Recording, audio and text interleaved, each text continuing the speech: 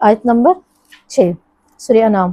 الم یارؤکم، کیا انہوں نے نہیں دیکھا ان سے پہلے ہم نے کتنی ہی بستیوں کو ہلاک کر دیا.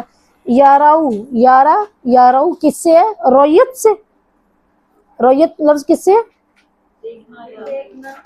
ہاں جی، دیکھنا. رویت حلال کمیٹی، چاند کو محسوس نہیں کرتے، وہ دیکھتے ہیں، ہے نا. ٹھیک ہے، اسی سے ہی ہے نا یہ. جی تو رویا جو لفظ ہے نا یہ را سے ہے. را دیکھنا. اس میں دو طرح کا دیکھنا ہوتا ہے، ایک ہوتا ہے علمی اور ایک ہوتا ہے بصری.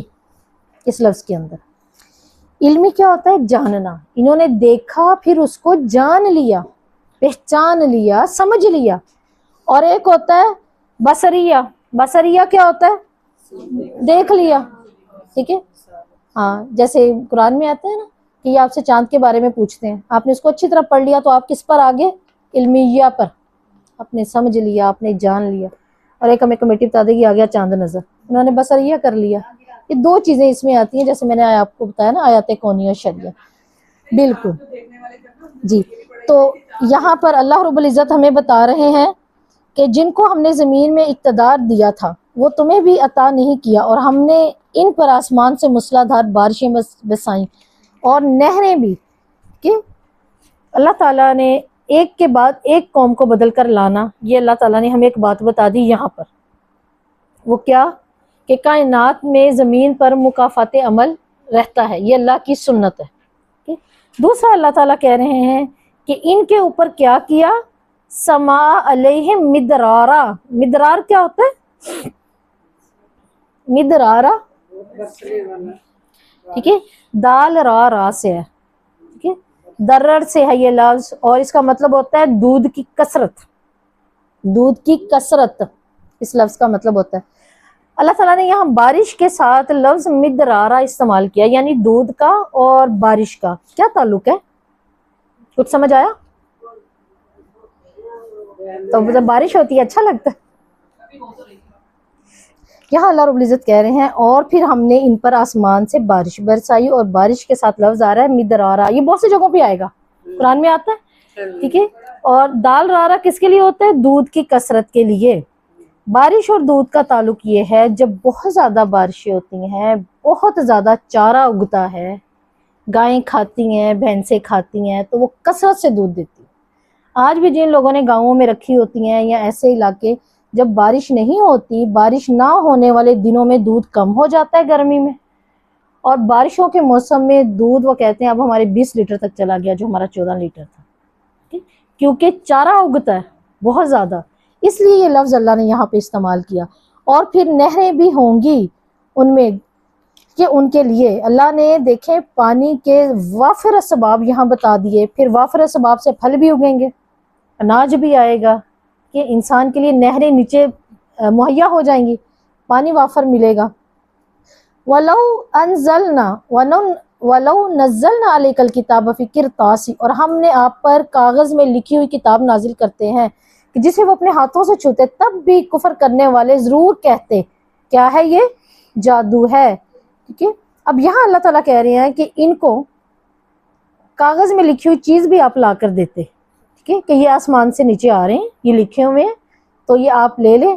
ٹھیک ہے، فَلَمَسُّوهُ، کیا کریں؟ اس کو چھو لیں. ایدیہم، اب چاہتے تو اللہ تعالیٰ یہ لفظ استعمال نہ کرتے ایدیہم، اللہ کہتے لکھا ہوا بھی آ جاتا تو یہ کبھی بھی نہ مانتے، لیکن اللہ تعالیٰ کہہ رہے ہیں ایدیہم. ہاتھ کا ذکر اللہ نے کیوں کیا؟ یقین کے لیے. یقین کے لیے میں نے پوری کی.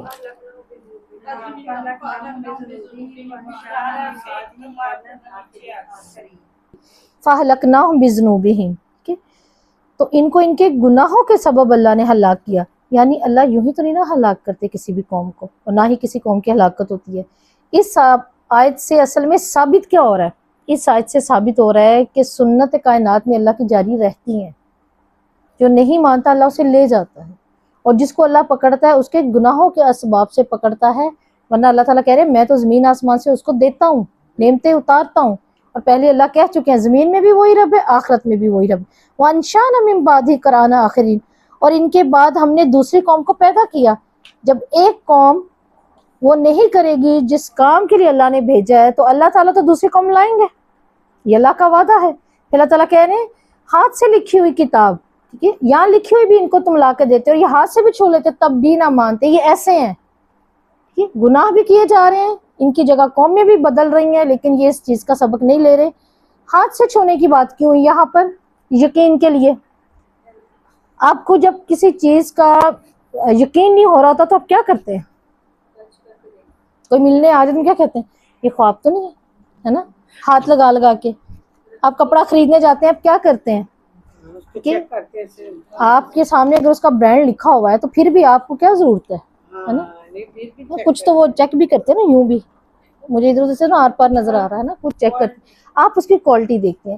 مقصد ہاتھ لگا کر آپ یقین کر رہے ہیں، اللہ کہتے ہیں یہ ہاتھ سے بھی چھو لیتے پھر اس کو یقین بھی کرتے، یہ واقعی یہ یہاں کا نہیں ہے، یہ اوپر سے آئی ہوئی بات ہے۔ تو اللہ تعالیٰ کہتے ہیں یہ پھر بھی نہ مانتے، اور مانتے منہ سے نکالتے کوئی بات لیکن کیا کہتے؟ تو کھلا جادو ہے، یہ تو جادو ہے، آسمان سے چیز اتر کے آئی ہے، یہ تو جادو ہے۔ اب دیکھیے کہ حق قبول کرنے کے راستے میں جو چیز رکاوٹ بنتی ہے وہ کون سی بنتی ہے؟ اللہ بار بار بتا رہے ہیں حق کے راستے میں رکاوٹ کون سی چیز بنتی ہے؟ نفس کا تکبر۔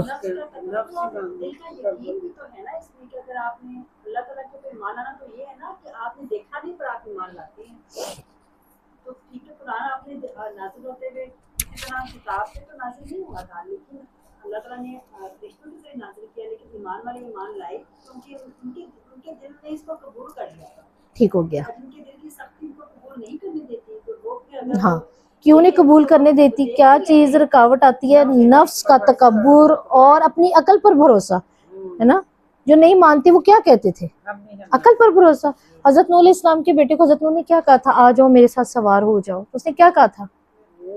مجھے میرے معبود بچا لیں گے، ہے نا؟ میرے معبود مجھے بچا لیں گے۔ اپنی عقل پر بھروسہ تھا، دین عقل سے تو نہیں ہے نا، ٹھیک ہے؟ جیسے ابھی انہوں نے کہا اب قرآن پہ ایمان ہم لاتے ہیں، ہمارے سامنے تو فرشتہ دے کر گیا کہ ہمیں ایمان لانا ہوتا ہے نا۔ وَقَالُوا لَوْلَا أُنزِلَ إِلَيْهِ مَلَكٌ، تو یہ کہتے کیا ہیں؟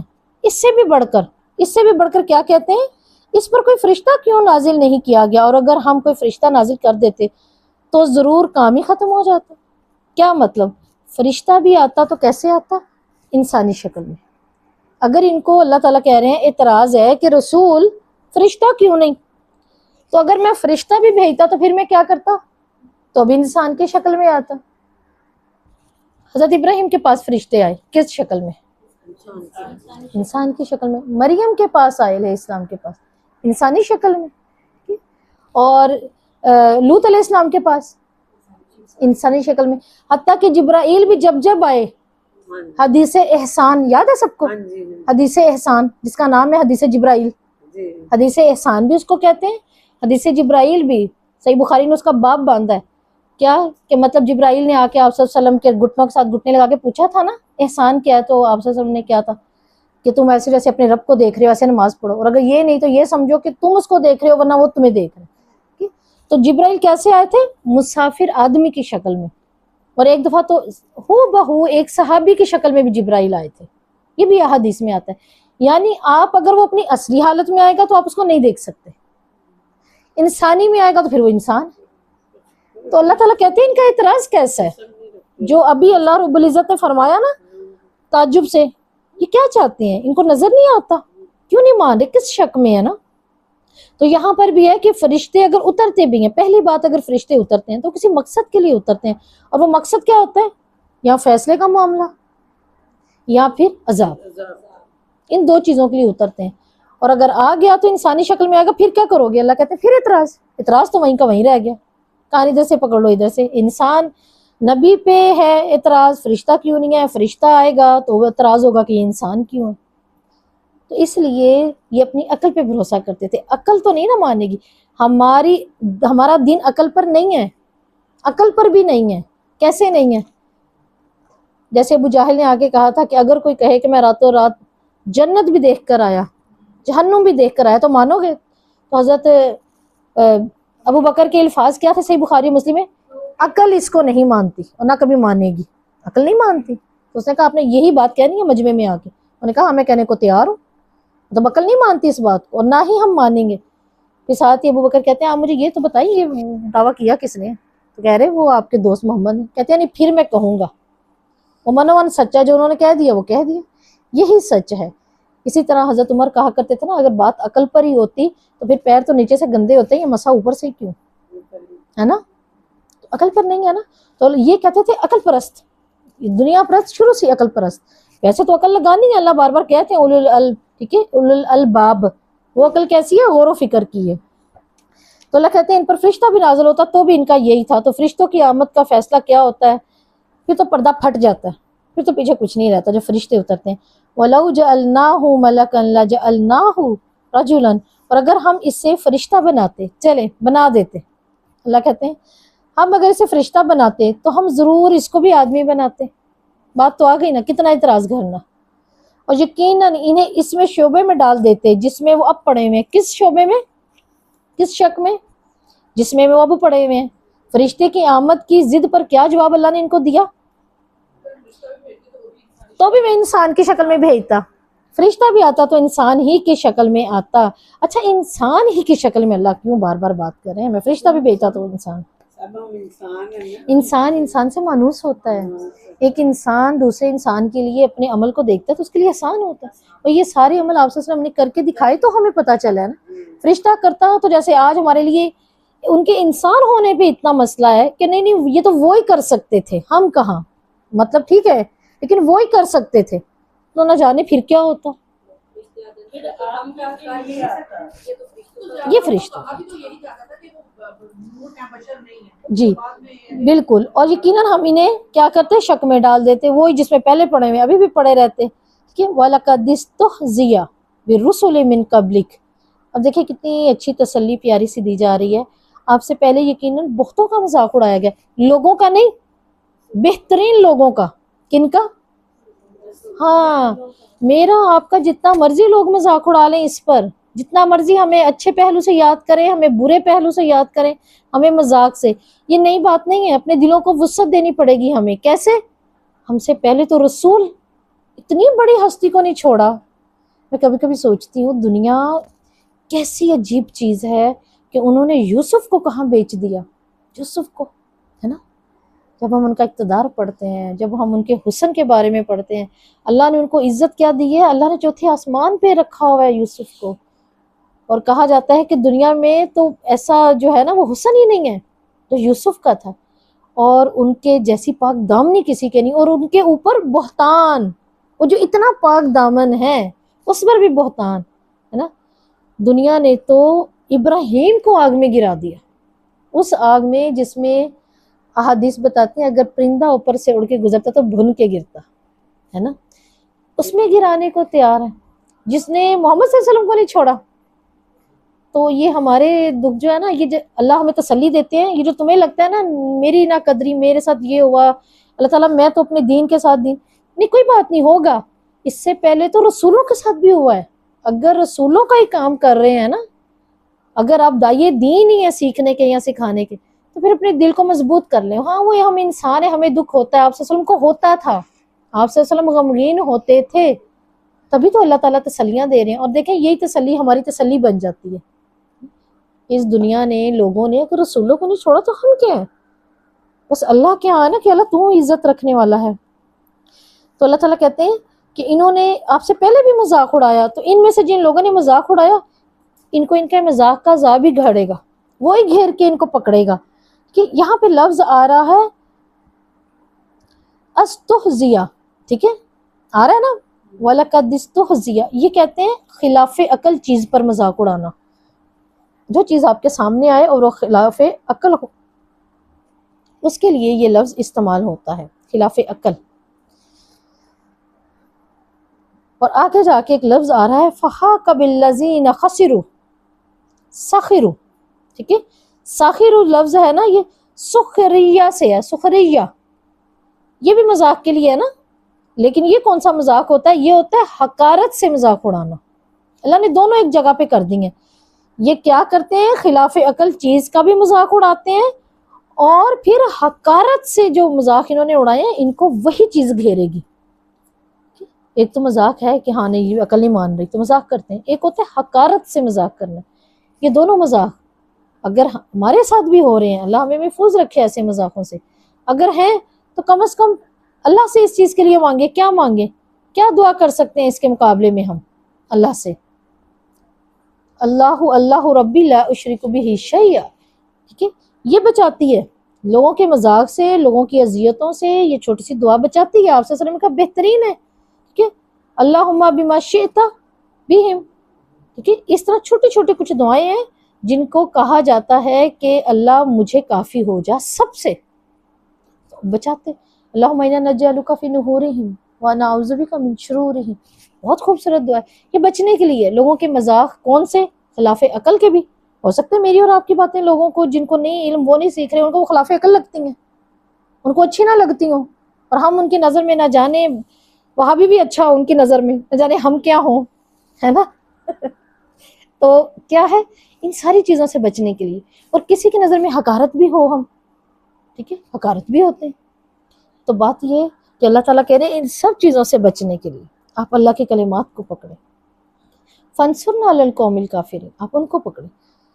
وَنَجِّنَا مِنَ الْقَوْمِ الْفَاسِقِينَ وَنَجِّنَا قَوْمِ الْمُسْتَهْزِينَ، کہ اللہ ایسی قوم سے بچا جو میرا مذاق اڑائے، ایسی قوم سے بچا، ایسے لوگوں سے بچا جو کیا کریں میرے لیے مفسد بن جائیں، مجھے حقارت سے دیکھیں. کہ یہ ساری دعائیں انشاءاللہ کیا کرتی ہیں ہمارے لیے بہت بڑی تسلی ہیں. تو اللہ تعالیٰ یہاں بتا رہے ہیں کہ مذاق پر دل نہیں چھوڑنا. اگر لوگ مذاق اڑا دیں تو آپ نے کیا کرنا ہے؟ اپنا دل نہیں چھوڑنا، دل چھوٹا نہیں کرنا. توحید اللہ کی ہے، ٹھیک ہے، اللہ اکیلے نے اس کو اپنے لیے رکھا ہوا ہے. اور یہ بھی سوچ کے نہ اپنے آپ کو ختم کر بیٹھنا کہ میرے اکیلے کے ساتھ ایسا کیوں. اللہ یہاں کس کی بات کرے؟ رسول کی کہ رسول کی؟ رسولوں کی. ایک نہیں. آج میں سوچوں بیٹھ کے تنہائی میں مجھے اکیلے کے ساتھ نہیں، مجھے اکیلی نہیں، تسلی ہو جائے گی سارے رسولوں کے ساتھ. ہم جب کوئی تاریخ پڑھتے ہیں نا تو دیکھیں نا کتنا وہ دل دہلتا ہے کہ یحییٰ علیہ السلام کو کیسے ڈیرے پر لایا گیا، باتوں میں لگا کر لا کے کیسے ان کا ایسے اوپر سے یوں نیچے تک دو ٹکڑے کر دیا، ہے نا. کیسے کیسے ایسے ایسے حالات ہم سنیں نا، کبھی تاریخ پڑھیں تو یقین جانے دل دہلتا ہے. لیکن اللہ رب العزت بالکل ہر طرح کی، لیکن اللہ سے ہمیشہ کیا مانگتے رہے؟ عافیت. اللہم انی اسألک العفو والعافیت فی الدین والدنیا، ہے نا. اللہ میری دنیا کی عافیت، میری آخرت کی عافیت. یہ سب کر کے اللہ تعالیٰ کہتے ہیں خود ہی بیٹھ بیٹھ کے تو نہ خود کو مریض کرو، دین کا کام نہ چھوڑو. کیا کرو؟ کل سیروا فی الارض، چلو میری کائنات سے سکون پاؤ. کہ ہم بیمار کو نہیں کہتے باہر نکلا کریں، گھما پھرا کریں. اب یہ چلو پھرو، وہ چلو پھرو تو نہیں ہے نا. تو بھی چائے بنانے میں پہنچ رہی ہوں، تو بھی بنانے میں پہنچ رہی ہوں، ہے نا. نہیں ہے نا، آج گپے لگاتے ہیں، وہ نہیں، وہ بھی ٹھیک ہے، ٹھیک ہے. لیکن اللہ تعالیٰ کہہ رہے ہیں یہ علم کا چلو پھرو ہے، یہ غور و فکر کا چلو پھرو ہے. ثم انظر، پھر کیا کرو؟ پھر دیکھو، ساتھ میں یہ بھی دیکھو جنہوں نے جھٹلایا ان کو میں دنیا پہ کیسی کیسی سزائیں دے رہا ہوں. ہم اپنی زندگی میں نہیں دیکھتے، ہم کہتے ہیں واقعی یہ تو دین کو بھولے بیٹھے تھے، ہے نا. انہوں نے تو اللہ کا مذاق اڑایا، انہوں نے تو ایسا کیا، انہوں نے تو ایسا کیا. ہم بہت سی چیزیں دیکھتے ہیں، ہمارے تجربے میں آتی ہیں، بہت سی چیزیں آتی ہیں. اگر میں کہوں اس کے اوپر دعا کریں گھر، تو آپ کیا دعا کریں گی اس آیت کو سامنے رکھتے ہوئے؟